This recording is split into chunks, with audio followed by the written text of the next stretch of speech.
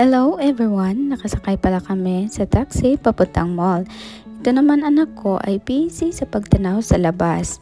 Una namin pinuntahan ay itong Starbucks kasi may coupon kami last time, so gagamitin namin ito kasi sayang naman at malaking tulong din ito para makatipid. At ilang minuto lang ay nakuha na namin ang order namin at 200 yen lang ang nabayaran namin kaya malaking tipid din. Wow! At pagkatapos ay lumabas na kami at pumasok na kami sa mall. Nakahiwalay kasi itong Starbucks na pinuntahan namin. Yes. Bigla lang kasi itong pagpunta namin sa mall. Umuulan kasi kaninang umaga, buti na lang at huminto at nakagala rin. Thank you. Naalala ko na bibili nga pala ako ng Halloween decor. Kaya dumiretso na kami sa Daiso. At malayo pa lang, sobrang daming Halloween decor na ang nakita namin. At ito nga ang anak ko ay so excited na tumingin ng mga pampalamuti na pang Halloween. Sobrang cute din ng mga nakadisplay pero yung mga kailangan ko lang ang bibilihin namin. At meron naman akong naitabi na decor noong pang nakaraang taon. Wow! May mga cute din na iba't ibang costumes dito for Halloween. Pumasok din kami sa loob at pagkatapos ay nagbayad na rin. Nag-request kasi si Holly kaya sunod namin pinuntahan ang itong Kids Game Center. Let's go. Dinala namin siya dito upang maglaro saglit at ayan na nga at tuwang-tuwa. Marami-rami din siyang nilalaro na hindi ko na nasali dito sa vlog ko. Makikita mo talagang sobrang natutuwa siya at non-stop ang paglalaro niya. Later on ay sumali na rin ako sa nilalaro niya. Pero ang dami ko ngang mga mali or miss kasi nga hawak ko yung cellphone ko at ang hirap. Kaya medyo magalaw yung video ko minsan. Sa sobrang pag-i-enjoy namin dalawa ay biglang buti hindi siya umiyak. Habang nagpapabarya kami ay pinaupo ko muna siya dito sa malaking teddy bear. Kasi nga naubos na yung coins niya. Mukhang ayaw pa niyang umalis dito sa game center at ayan na nga ito namang gumagalaw na sasakyan ang nilalaro niya. Ang cute nga tingnan, parang totoong sasakyan talaga at kahit ilang beses na niya itong na-try ay ganado pa rin sa paglalaro. Mukhang di ato titigil hanggat may barya pa. I love you, Mommy! Nako! Feel naman ng Holly nyo ang paglalaro nito sa car. Sige lang, i-enjoy mo lang yan kasi minsan lang tayo makapunta dito sa game center.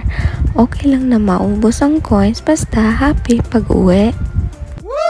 Dito naman siya naglaro sa ice cream truck. Ang cute nga din ito. Umupo na nga rin ako at nangalay na akong tumayo at nakilaro na rin. Let's go. Pagkatapos namin dito sa game center ay naghanap na kami ng restaurant na kakainan. Mukhang nauhaw na rin nga siya sa kakalaro at ayan at kumakain na nga ng yelo.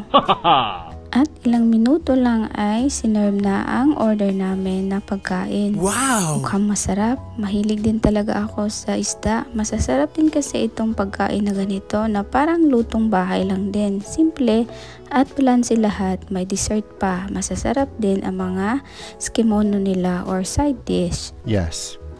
O siya, lafang time, itadakimasu sa lahat. Kakainin ko na ito habang mainit pa. Masarap kasing kumain habang mainit-init pa. Itong si Holly din sa tabi ko ay concentrate sa pagkain. Mukhang nagutom din siya sa kakalaro niya. Pagkatapos namin kumain ay bumalik rin kami sa second floor para tumingin ng mga toddler shoes. Itong anak ko, tumitingin na rin siya ng mga sapatos. Cute din itong Hello Kitty. Hindi naman siya nagsasabi na bibilhin kasi binabalik lang din niya after niyang tingnan. What? Gusto niya window shopping lang ata. Total satisfied na siya at nakapaglaro na kasi. Super cute din itong Nike at itong mga Kuromi na nakita namin na shoes. Akala ko nga gusto niya rin ito kasi kaso binalik lang din niya. Oh! Katulad kanina. Siguro alam niyang pricey kaya pinalik niya. Very good yarn. Ito naman brand na Adidas, especially itong Samba. Ang dami ko nakikita nito sa Sokmed. So, sa mga may ganitong sapatos, comment down below kung worth it itong bilhin. Gusto ko kasi yung matibay at nagagamit sa mahabang lakaran. Yes. Pumasok din kami dito sa H&M para mag-selfie lang, charis. Mabubudol na talaga ako nitong whole mirror, charis. Next naman ay dito kami punta sa Uniqlo. May binili lang akong inner dito. Ang ganda din kasi ng quality ng mga damit sa Uniqlo. Pumasok din kami dito sa sportswear na body maker. Ang mura na lang kasi. Oh my God! Kaya nabudol kami. Lately kasi nahilig ako dito sa mga sportswear kasi nag-workout ako sa bahay. No time na kasi mag-gym. Yes. Mura din ang mga shoes nila dito kaya dito ako minsan bumibili. Woo! Dapat hapon na nang lumabas kami. Kailangan na naming umuwi kasi mukhang uulan na naman.